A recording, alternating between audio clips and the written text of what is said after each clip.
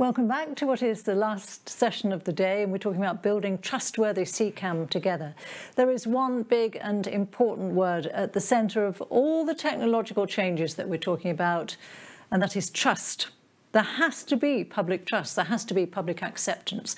And so that means that the development has to be done hand in hand with future users.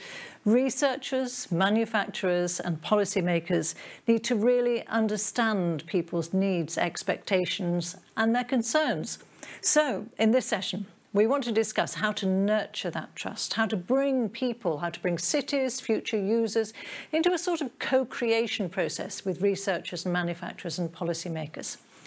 So before I introduce the panellists, I want to ask you a question on Slido. In fact, we're going to create a word cloud. So I want you to give one positive and one negative impact that you expect from CCAM, from connected, cooperative and automated mobility. So put one word in that's positive that you think will come from it, and one word that is negative. We won't look at that yet. We'll wait till it's been built up. So I want to introduce the speakers first. But if you could be filling in that word cloud, that would be wonderful. So one positive and one negative impact that you expect from CCAM, and we will look at that in a moment. So to discuss this issue, let me introduce our speakers. I am joined by Jean-François Sanserin, who is the Deputy Alliance Global Director for Automated Driving Strategy at Renault, and he's the Director of the French Autonomous Vehicle Programme. Very good to see you. I know that there are some really interesting demonstration pilot projects going in France, and I think that Renault is going to be part of the CCAM partnership. So good to see you. We're also going to be joined, or are being joined now, by Kristina Lindfors, who is the Director General of the Urban Transport Administration, City of Gothenburg in Sweden. And I know in Gothenburg that you've got these lovely little autonomous shuttle minibuses. I've seen, they look really fun, actually.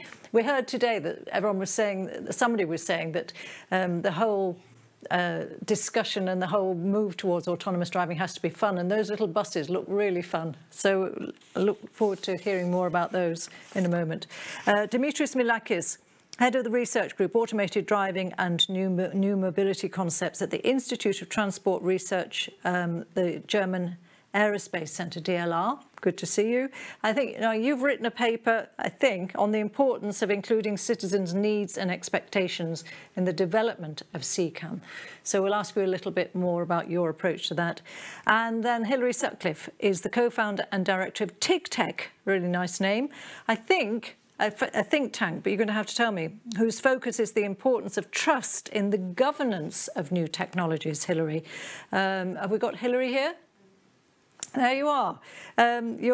It's all about ensuring responsible innovation. I know that, and you're also the director of Society Inside, which is, again, I think a think tank looking at ethical considerations of new technologies. Let's start with you, Hilary, so you can tell me whether my thinking about think tanks is right, and also tell me. I want to ask you all what trustworthy CCAM actually looks like. What are the components, the elements that have to be there if people are going to really have faith in it, and also to sort of see that it's there for the public good? So Hilary, maybe you would like to start off. Yes, absolutely. I mean, taking first your social good point, Society Inside is a think tank, and TigTech is a project that we've run on the trust in governance. One of the things I think, for me, that CCAM takes its place in mobility systems that have community and sustainability as its key focus. Because it's worth remembering, I think, and perhaps unpopularly, that CCAM perpetuates perhaps 4 incumbent systems. Car companies who want to sell as many individual cars as possible, and of course, obviously save lives while doing so.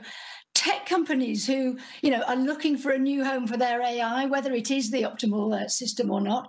And we need to think not just about the effectiveness and safety issues, but cybersecurity, particularly with the cooperative bit that you're talking about.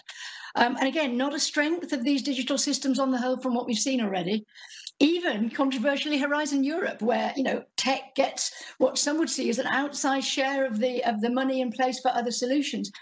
And, you know, our feeling that we've got the right to have our own car in our own drive and get as quickly as possible where we want, regardless of, you know, health, community, sustainability implications. So if we remember, in the 70s, the self-driving car was actually all about the road, about the metallic strip or something like that, perhaps simpler solutions. So I would then go back to the community and sort of say, for me, if it's deployed for social good, you may not have as big or as lucrative praise for it as you might hope. Cities might prioritise less individualistic, more community-based transport solutions than now. And SDCs will just be another car that's perhaps, you know, excluded from the city centres. So it may not be as different as we think.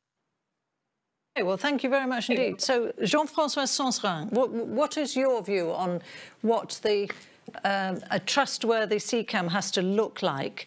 I mean, Hilary says that the car companies just want to sell cars. What's your view?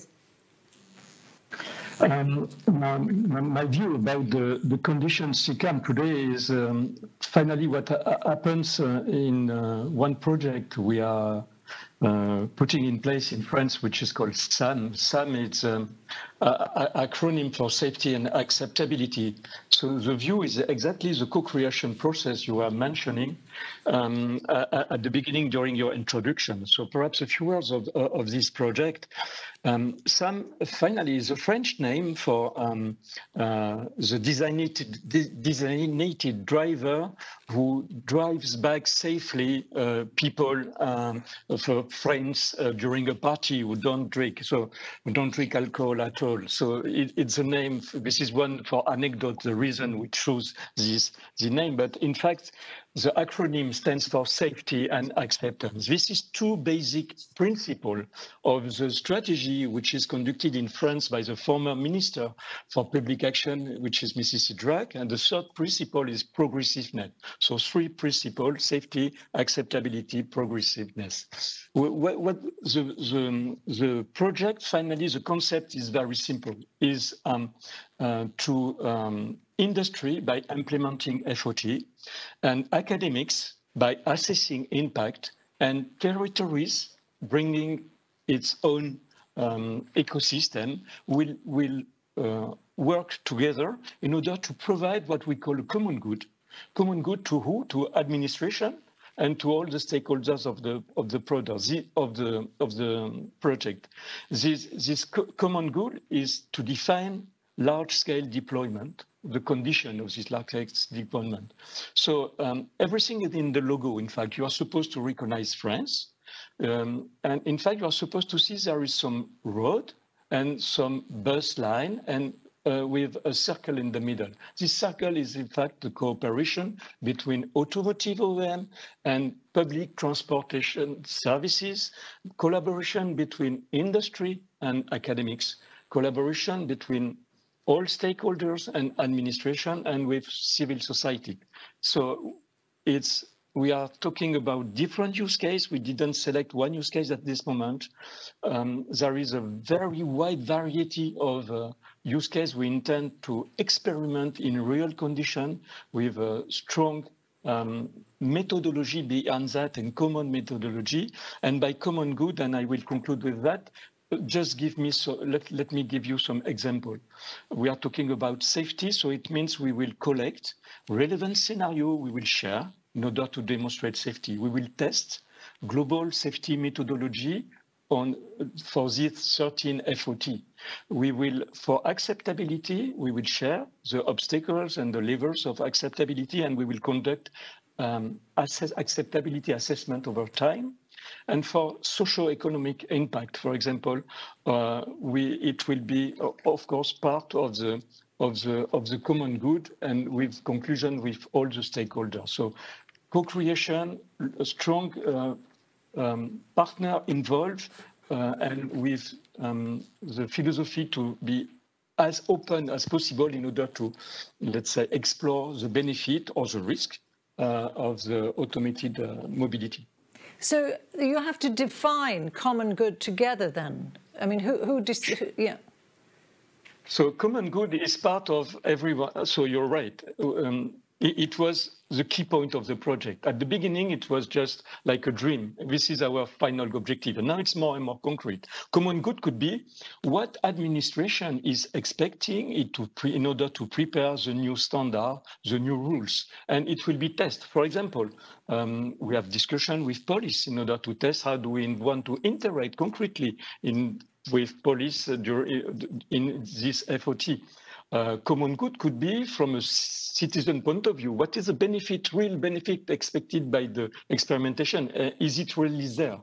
For industry is to test, and we can have some technical objective, and the result of this objective is a safety demonstration. So the common good is from several aspects, and it's what can bring benefit to everyone, even with competitor and competition partners. Thank you. Well, let me bring in Kristina Lindfors from City of Gothenburg. What to you does a trustworthy CCAM look like? Yes, in my view, in order to be trustworthy, you have to be inclusive. What I mean is that you must have an inclusive approach when designing and deploying CCAM services. It's also very important that development, testing and deployment of CCAM is done in a safe and responsible way. At this point of time, when automated vehicles is still our scarce phenomenon in our cities, it's also important to increase public awareness of CCAM. One way of doing this is to support and facilitate public tests with CCAM. In Gothenburg, we have piloted shared autonomous shuttle services on public roads since 2018. One major objective with this has been to increase public awareness. The service has already been offered for free to the public in 2 different areas of the city. Now, autonomous shuttles are piloted as part of regular public transportation, as part of the shared shuttle service project. As a city, I think it's important to take an active part in the innovation process and be able to formulate the needs of a city to other stakeholders, such as industry and academy. To do social good, CCAM has to reflect both societal and individual needs. In urban planning, you always have to balance public interests with individual needs and demands. We must listen to our citizens to have a trustworthy and transparent process. Societal needs should be at the heart when developing CCAM services. The City of Gothenburg is involved in several projects in the field of CCAM, where the user's perspective is in focus, where the mobility users are actively taking part in a collaborative progress. As an example, in the AHA project, we have prototyped new mobility services together with industry, academy and local residents in Bergum-Ergunese, a rural part of Gothenburg with limited access to public transportation. Making use of living labs and taking a starting point in the people's everyday lives, services for door-to-door transport of people and goods are prototyped and integrated in urban planning. This is an excellent example of involving residents in the design process, designing new mobility services with rather than for users. So in this case, then, the societal need was that there was not really great access to any public transportation, so they needed something.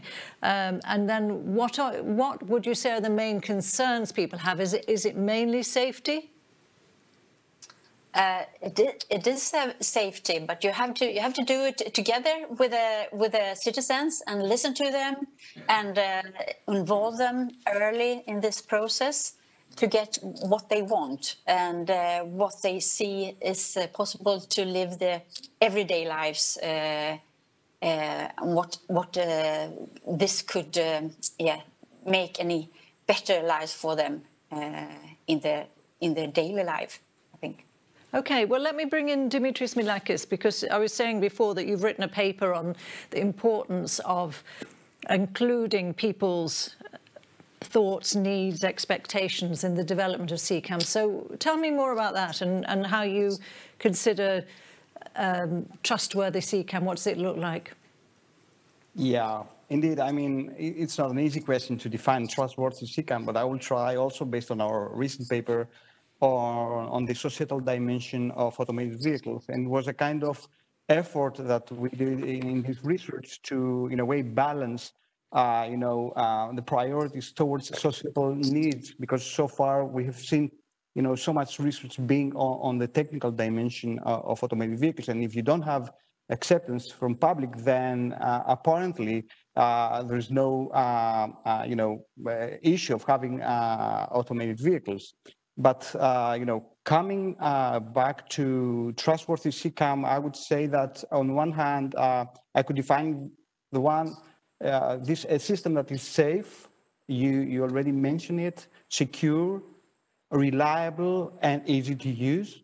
But at the same time, a system that is offering, accessibility to opportunities, to health opportunities, to jobs, to recreation, while at the same time,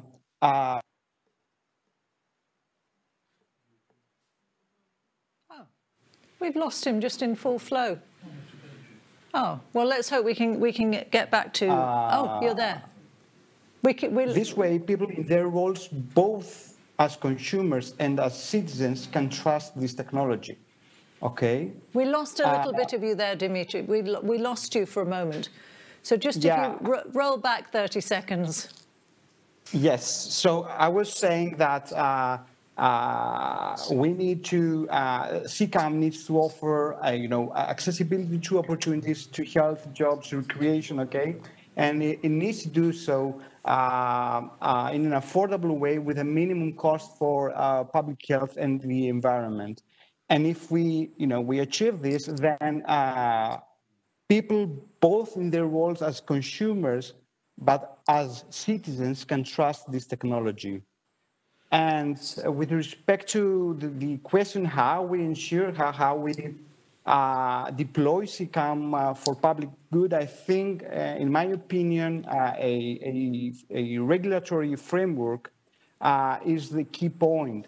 A regulatory framework that will, on one hand, facilitate technological innovation, and at the same time will ensure the inclusive distribution of benefits, but also will minimize potential adverse impacts, because there might be also adverse impacts from CCAM. Okay, thank you very much indeed. Well, let's just have a look at the word cloud that you've been populating for us, I hope. Let's have a look whether we can see. We asked you to put in one negative and one positive word when it came to your expectations from CCAM. Safety is the big word in the middle. So that's the most important thing. But we've also got freedom, reducing traffic, mobility for all, fewer crashes, comfort. What are we seeing as well? Increased climate-friendly mobility, accessible public transport. There's an awful lot of elements, and doesn't it show the complexity of it all when you see the number of words that have come? But the word at the very centre is safety. I hope that our speakers can see that. Can they? Just be interested to know your thoughts on the words that are coming out from there. Maybe Dimitri, you'd like to come back. Dimitris, you'd like to come back and give us a thought on that. Sure. Safety is not a surprise to me. That's the typical result in surveys about acceptance of automated vehicles. Safety, on one hand, the objective level of safety, which is, of course, result of technology development, but also perceived safety. So how people perceive how safe a system is. And this, of course, highlights the value of the pilots and the demonstration that Kristina mentioned earlier. That's on one hand. On the other hand, what is also expected and also confirmed from the responses is that we have both a lot of benefits from this technology, but also potential adverse effects that we need to take into account. And of course, citizens, when they are asked about, whether they would like to use or buy this technology, they need to be aware of both. And that's a step that we need to make in research, for example, to clearly highlight not only the individual benefits, for example, in travel time or travel cost or in terms of convenience that this technology can have, but also wider societal implications that this technology could have, for example, about the accessibility of cities, about congestion, about environmental impacts. And we certainly need to discuss these issues when we are discussing about, when we exploring public acceptance, or even better, co-creating CCAM technologies. Mm-hmm. I know this is obviously positive impacts that people expect from CCAM. I don't know whether we have another one where negatives, the negatives, because I was suddenly looking at that thing and I was thinking, oh, these are all very, very positive things, and I didn't realise that there was a separate one for negatives. So let's look at the negatives, which is biggest one is congestion. Interestingly, on the other one it said to reduce congestion, some people, more traffic, inequality, exclusion, privacy issues, investment costs, possible hacking, pollution, vehicle affordability, increased use of cars, big data. So it's equally complex on this side. Let me bring Hilary Sutcliffe in here, because maybe to talk to that, but also Dimitris talked about needing a regulatory framework if we are going to build trust with people. Is that the answer, would you say? Well, it's very interesting. That's what I've spent the last nearly 3 years doing, look at trust in the governance. And we see this with COVID particularly, I think, where trust in the approval process of the vaccine is as important in vaccine hesitancy as trust in the vaccine itself. And I think we'll see the same in self-driving cars. We see research from citizens saying, the majority will buy one if it was available to them to buy. And that is a demonstration of trust in governance. Our Centre for Data Ethics said that trust in the rules and regulations governing technology is the single biggest predictor of whether someone believes that a digital technology has a role to play. And that was in COVID. So this trust in the governance is incredibly important. And that actually means that governance needs to do the same things that the cars, the governance of the cars, which is, get in your regulation early, make sure that the intent of the governance is not just smoothing the path of the innovation, a big important point that citizens are concerned about, but it's about their own public good. And it has to be in its own right inclusive. It has to be open about, we made this judgment to allow these self-driving cars to be on our streets based on this information. And we see with Arizona, where they decided to suspend, governance in favor of innovation, that actually, this is problematic. But as I did a session on self-driving cars in Phoenix, and they said, yeah, nobody really cares here, Hilary. This is the Wild West after all. But this isn't the Wild West. This is Europe. So I think it's actually really important that citizens are able to have knowledge about the governance and able to trust the governance. So you would say that trust in governance can make trust longer lasting, perhaps, because, the one thing about trust is that we know that it takes a long time to build up and can be lost in a moment. And we've seen that, again, the vaccines is a very good parallel because, we know that there are millions and millions of people who are being vaccinated and very, very few have had bad side effects. But the seed of doubt is sown. And it's a little bit like that with autonomous driving. You hear about one accident and then people's trust can be destroyed overnight. So do you think you're saying then, Hilary, that the trust in the governance could make that difference, perhaps?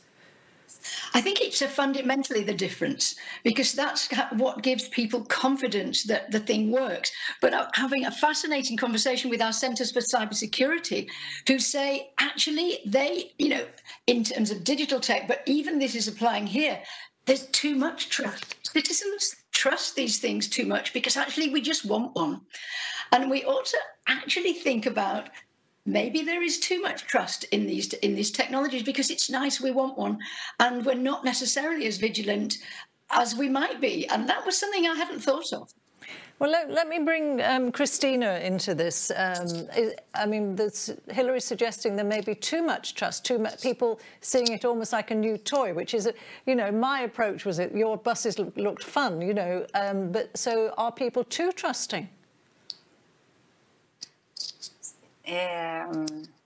I don't know. I'm not sure about that. But I think in Sweden there is a lot of trust to the governance, and I think that's why it's so important that there are different stakeholders included in this. That we are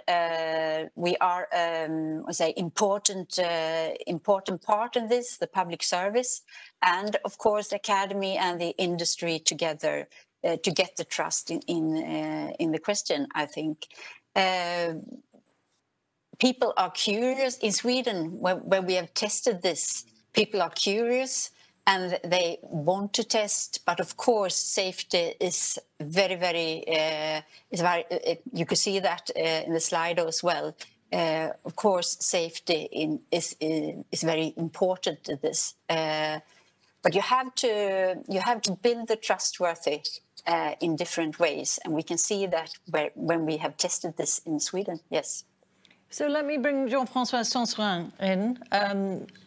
I don't know if you've got any thoughts on the Slido results, Jean-François, but also just what you think is needed to build up trust. I mean, you're working on your own project, your SAM project. It's funny because here in Belgium they have Bob, that's the same idea of the driver who doesn't drink. So yours is Sam, but. I mean, do you feel that you've found the right recipe, if you like, for building trust with your project? I appreciate when you say, because SAM is only finally a project where we test together something. And then we bring at coordination level. A coordination level is at the French government with one people which is organizing the administration work, and from my part, I'm organizing the collaborative work for industry. So SAM is feeding our thinking and our progress with concrete results, and then there is a kind of, let's say, coordination, public-private, about the progress and what must be done and what must be conducted for the creation of a new ecosystem. So it's part of the process. But to answer to your question about trust, what we need is to develop a safe driving without operator on board, if we are talking about public transportation with shuttle, which concern the design, the operation, the safety validation, the acceptability, and the economic profitability of the automation. And perhaps we have to deconstruct the hype of the autonomous vehicle a few years ago, and in order to tackle some challenges and ensure collaborative, realistic, and practical application with all the relevant actors based on safety, acceptability, progressiveness, and for us to build again this story. And we have to focus CCAM as a service that answers to actual socio-economic, environmental, and mobility challenges. We have to explore both positive and negative impact to make sure CCAM finally is deployed, as you mentioned, Europe, as a common good, and answering perhaps at the end the question we have to answer perhaps again is what is the end of the game for CCAM? So, well, what is the end game then? Can you answer your own question? I'm not, because for the moment it depends on what kind of use case we are. Is it to reduce congestion? Is it to provide efficient services. I think we have to be more accurate about what kind of barriers we would like to bring to citizens and to define the end game. So the end game depends on the use case, but we must be, I think, more accurate and more precise about what is the final objective of the CCAM. I mean, does it surprise you that one of the negative impacts that are written on this Slido are congestion, more traffic, inequality, exclusion? Those are four. Not at all, because in fact we put that, so we have some seminar in France where we put around the table all the stakeholders for public, for civil society, for experts, ONG, academics, and so on. There is 2 or 3 times per year dedicated to acceptability.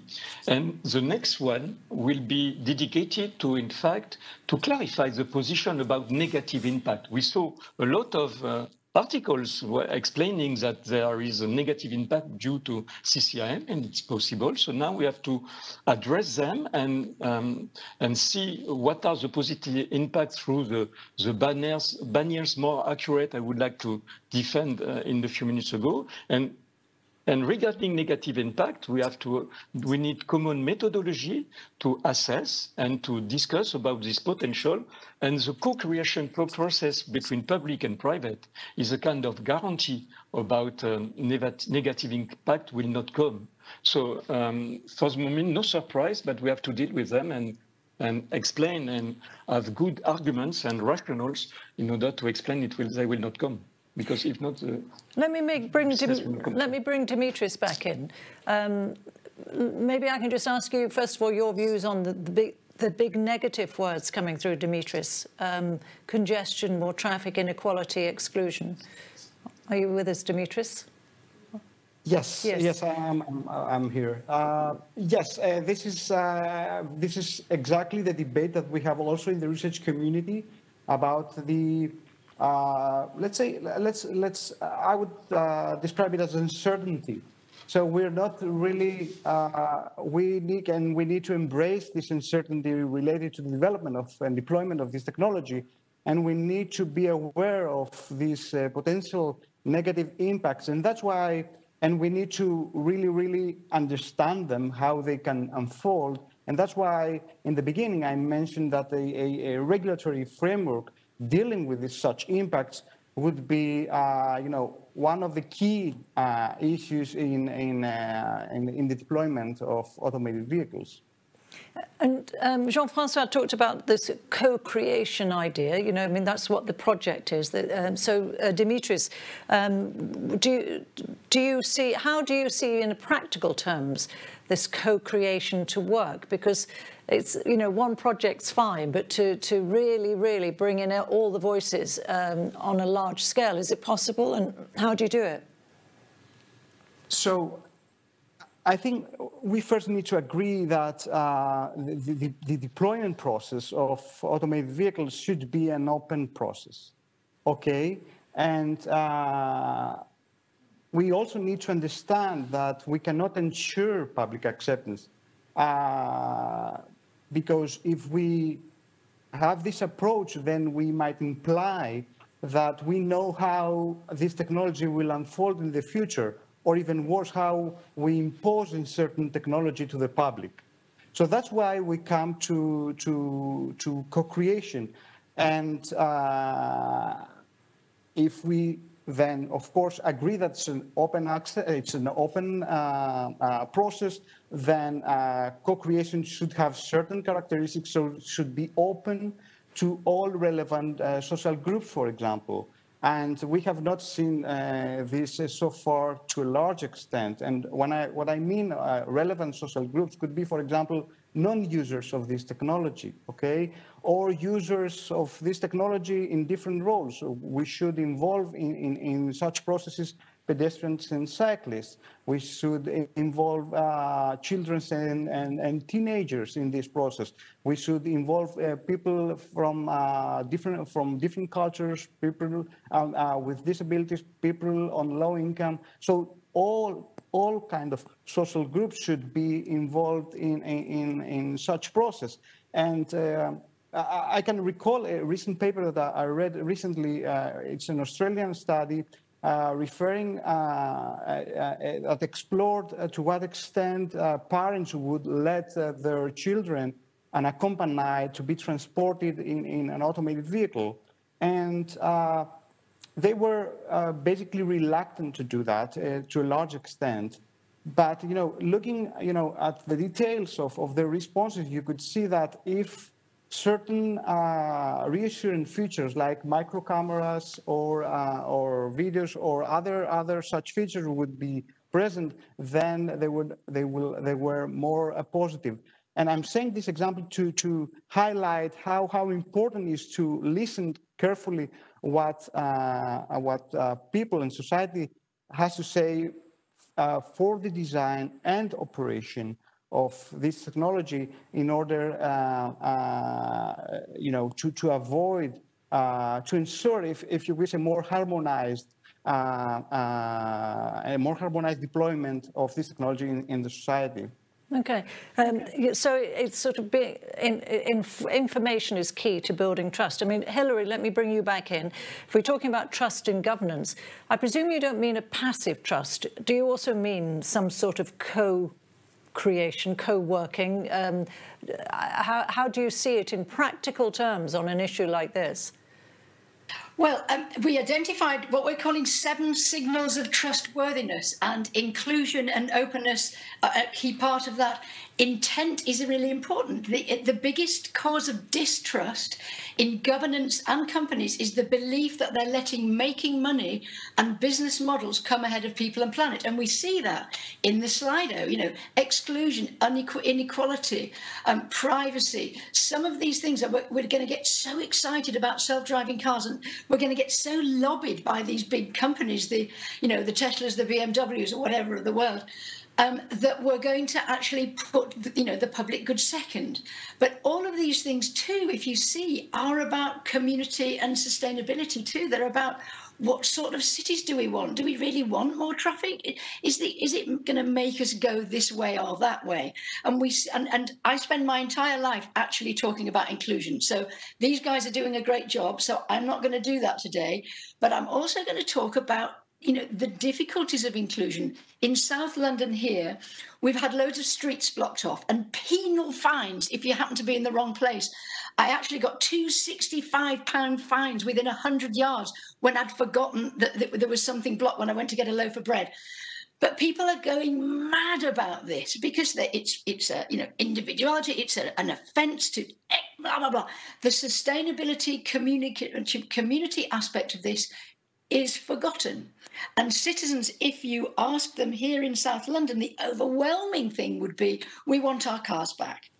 So actually, we also have to have this conversation about what cities do we want, what communities do we want, and what is the role of cars, buses, mobility in general, cycling, all of those things. And that's where I think that sort of inclusion needs to come, not do we want self-driving cars, yes or no.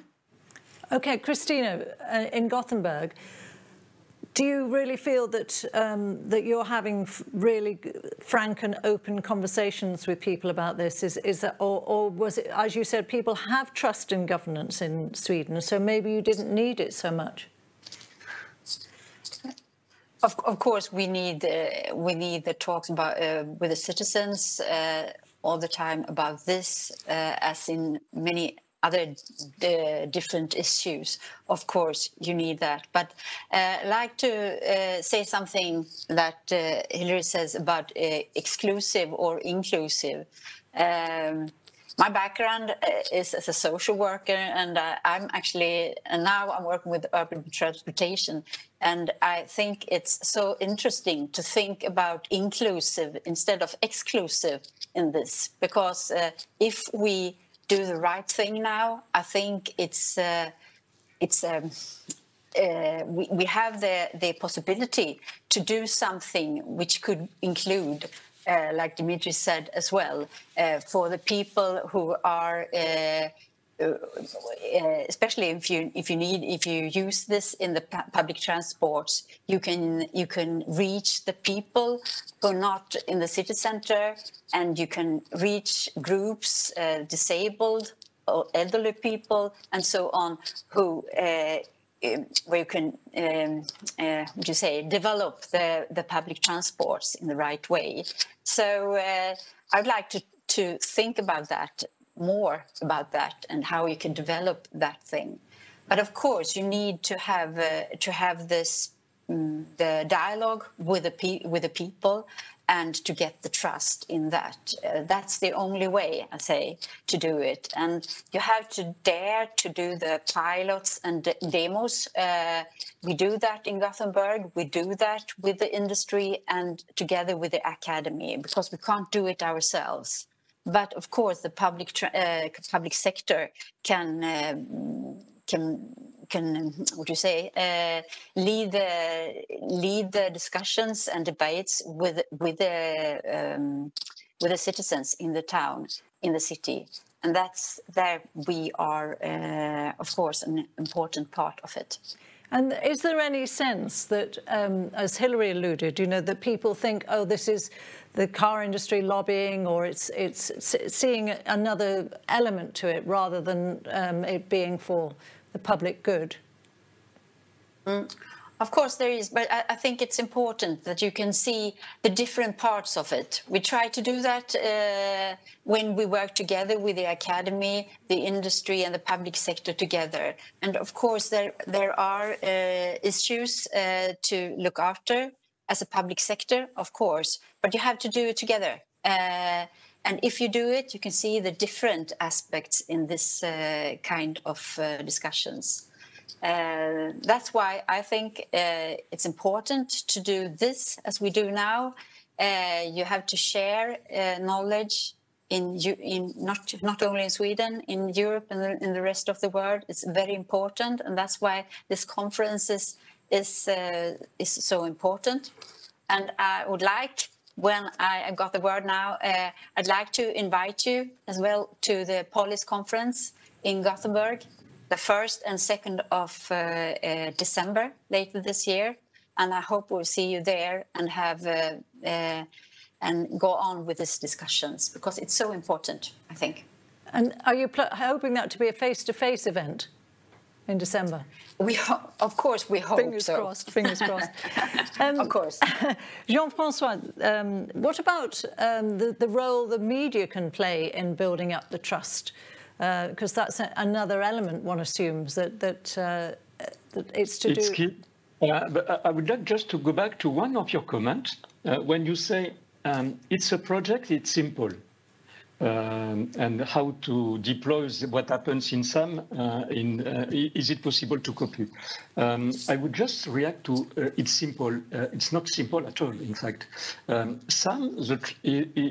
ambition is to do at national level, to conduct 13 different experiments on 13 different territories with all their specificity, and try to combine, collect, return, listen, learn, and in order to prepare the deployment. So it's not simple at all, and our work, daily work, is to avoid, in fact, to promote the collaboration and to be precise enough to have good FOT at local level, and then a kind of FOT at national level, and then to be organized to provide this common good.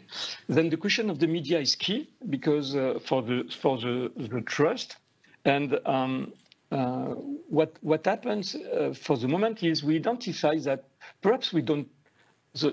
The communication strategy depends about who is conducting, and it could be the cause of perhaps misunderstanding.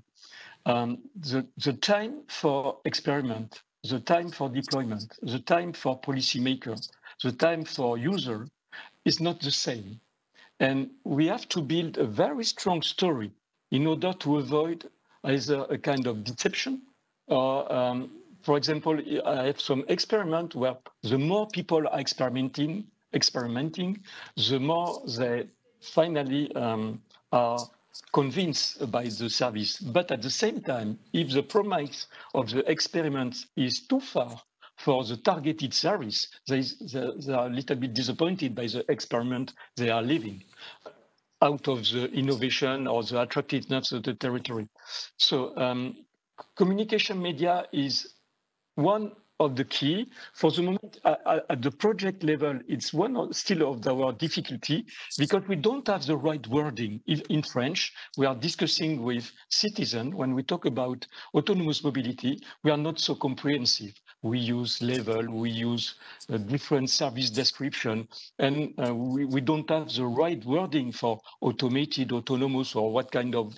And for the moment, there's a real work to do in order to have good communication language adapted to the audience. And for the moment, it's not so robust, I think.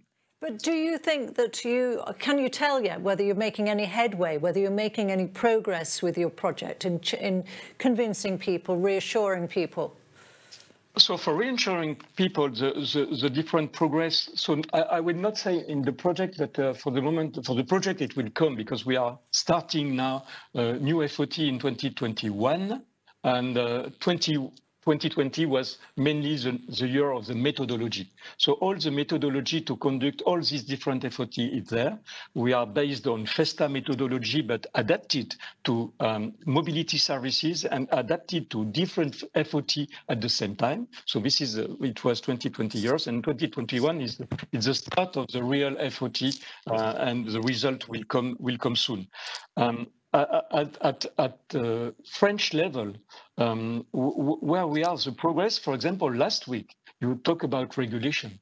There was an important milestone with a new law under the mobility orientation law in order to allow the deployment of not only the experimentation, but deployment for automated road mobility. And it was an important first milestone and in order to reassure citizen. In terms of result, we are preparing now. I think it's time to go to large-scale demonstration on limited ODD. Could be private area, it could be specific area on public road, but not only experiment, one step further for large-scale demonstration with real services demonstrated. So this is the next progress we are expecting. And what we are preparing is a lot of safety, not a lot, I will say, safety standards in order to make a consistent set of regulatory framework in order to prepare the deployment for 2022, for example. Okay, so, well, and that's clearly the large-scale demonstrators are key to this, so that's really interesting to hear. We've got some questions coming in now. It's good to hear about trustworthy, demanding inclusiveness and common good, but currently societal needs appear to be focused on cities. How do we ensure that the extra urban communities outside of cities and businesses are not excluded from CCAM? Who should I ask that? Dimitris, maybe? Yeah, this is a very good point. And talking about co-creation approaches, we need to stress the point of, people from different geographies, like the question that we heard mentioned, for example, from rural, but also from urban areas are included and expressing their opinions about how they would see this technology fulfilling their needs and what are how they envision their future with or without, if you wish, CCAM. Critical also, and also aligned with the idea of a multi-stakeholder perspective that Kristina mentioned. So citizens from different parts with different backgrounds should be involved in this process. So 100% agree that this co-creation process should be all-inclusive with respect to groups that should be present. Kristina, can I bring you in? I mean, do you have any plans for this sort of experimentation outside of city areas? As I mentioned before, the experiment I referred to was in a rural area just outside of Gothenburg, and it is very... Sorry, Gothenburg, so it's outside, okay. Sorry, I didn't hear you. No, sorry, I interrupted you. No, I'd misunderstood before. I thought it was a suburb of Gothenburg. I didn't realise it was outside. It is just outside Gothenburg, yes, it is. And it's a very interesting experiment, actually, where you can see what people need and how they can get the day easier, actually, if you try these experiments. So, yeah, it's interesting to follow this. Good. We have another question here. Somebody says, manufacturing is cool. Highly advanced cars with lots of comfort for certain customer categories is so much fun. But how can this result in higher acceptance among the vast majority of people who can't afford it? So, Jean-François, it's sort of... You know, this is sort of like boys with toys, I think somebody's suggesting here. You know, it's sort of, it's wonderful, wonderful vehicles, but is it really practical? Maybe, but tell us what you think of that.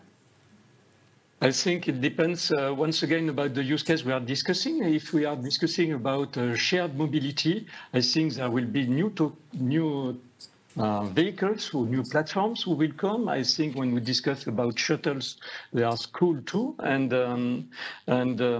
finally, I expect this shared mobility will be with nice topic, but not, let's say, high, could be accessible, cheap, and the question of the social, the economical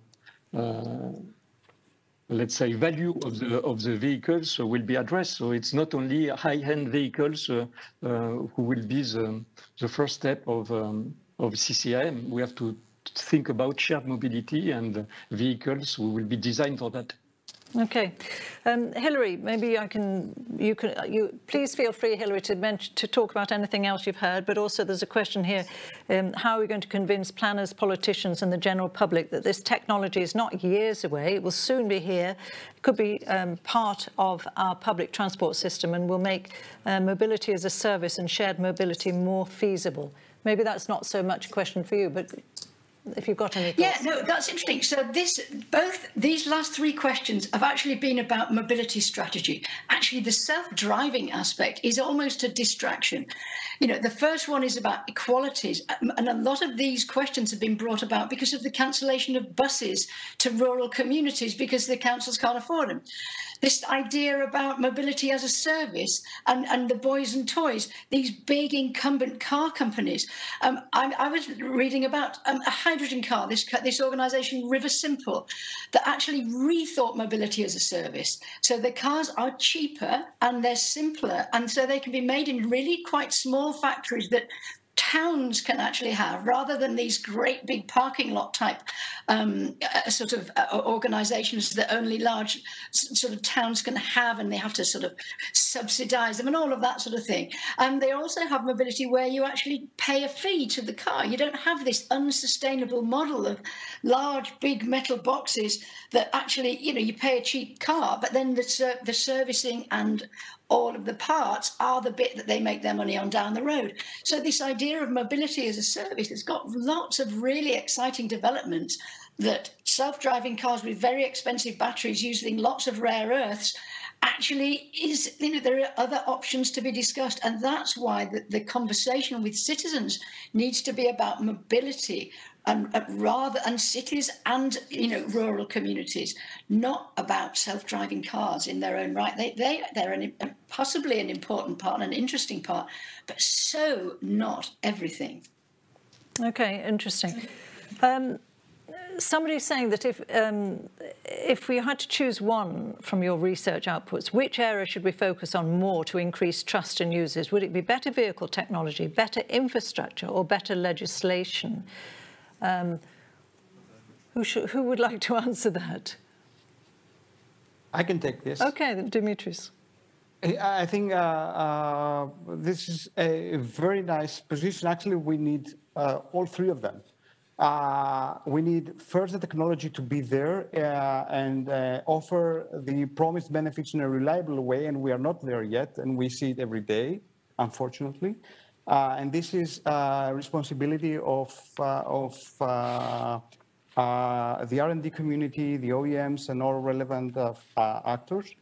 We need, second, to show and let the people experience the technology and understand and check whether these benefits are there for them. And this is what Kristina mentioned with the pilots and demonstrations. And when I say this, I refer to organized pilots rather than other type of testing.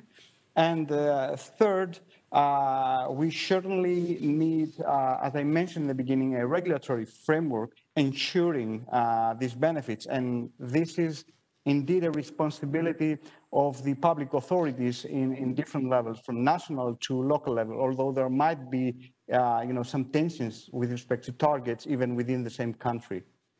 Okay, thank you.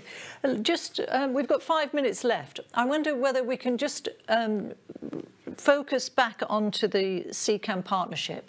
And I'll ask you all just to wrap up, really, and ask what you hope that partnership could, and how, not just what, but how the partnership could help to nurture the trust that is so necessary, and all of you agree that it's necessary.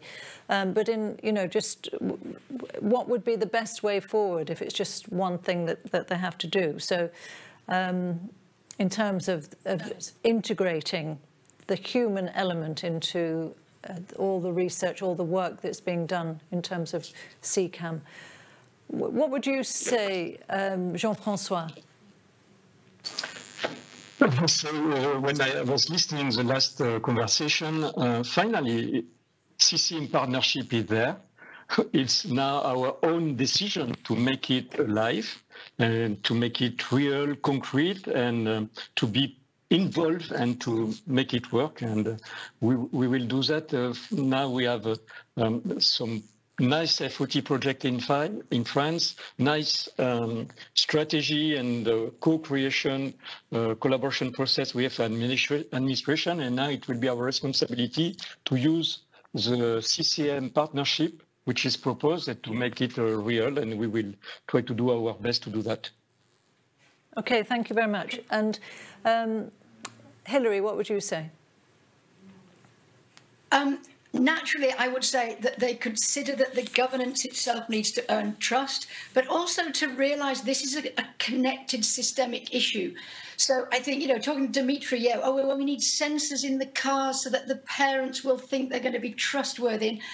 And then you have a whole nother raft of, governance and public concern and ethical issues as part of that. So this is a really connected issue with cyber, with safety, but with also things that are outside the regulatory sort of system, which is, do we even want this in this situation in the first place? And do we just need more buses?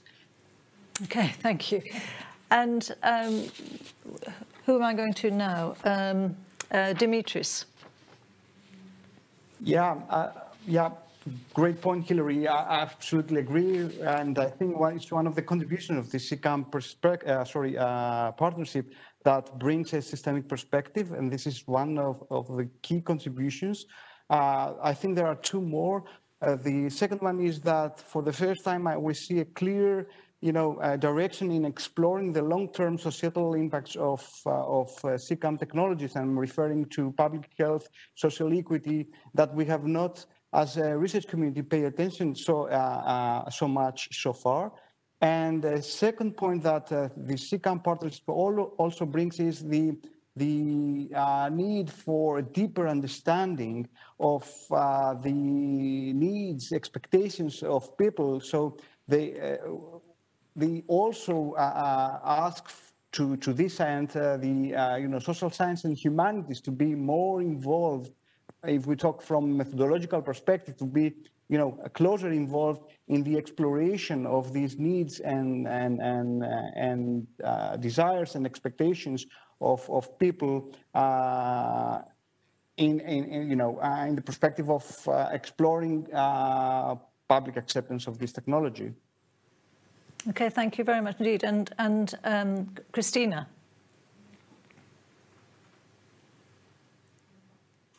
We're not hearing you, Kristina. I think you're on mute. Sorry, just 1 minute then. Yeah, I think we need to focus on the cooperation between, if we can use the technical research and use the research for better life for the persons in our cities and outside the cities and around. And we can get this cooperation between the different stakeholders, then I think we can reach quite far in this question. I would just like to say that I'm very positive in if I think about the future in this question. So yeah. Well, that's a very good note to finish on. So thank you all very much indeed.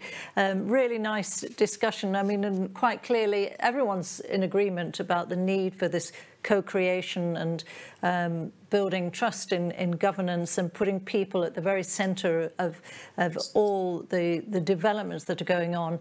And we saw from the Slido, the word cloud, safety inevitably is the one big issue, but that was actually considered to be the plus. That was on the positive side, and the negative was congestion and more traffic and this sort of thing. So very interesting. It's I think there's the acceptance that there has to be the human element is very much there, very strong. And so thank you all very much indeed, and thank you for your questions. So we've come to the end of the first day. Quick reminder that you can still go to the virtual exhibition. You can still visit the exhibition. If you've missed any sessions and want to listen back and watch back, there are recordings and presentations which will be available on EUCAD2021.eu. That's after the event, though. Networking this evening is until 1800, so that's for another 2.5 hours. We'll be starting to get tomorrow at 11. So then we're going to be talking about how to make CCAM work. We're going to talk about deployment, really moving on to deployment. We're talking about investment. And we have this really good international session. We're going to be hearing from Australia and New Zealand, the US, Japan, South Korea and Singapore, because, it's no good just doing this in Europe. It's got to be worldwide, and it'll be so fascinating to hear what's going on in other countries. So joining us at 11 CET tomorrow, Henrik Hololai, the Director General of DG Move from the European Commission, will be delivering some opening remarks. But in the meantime, have a very good rest of the day, and we will see you tomorrow. Thank you.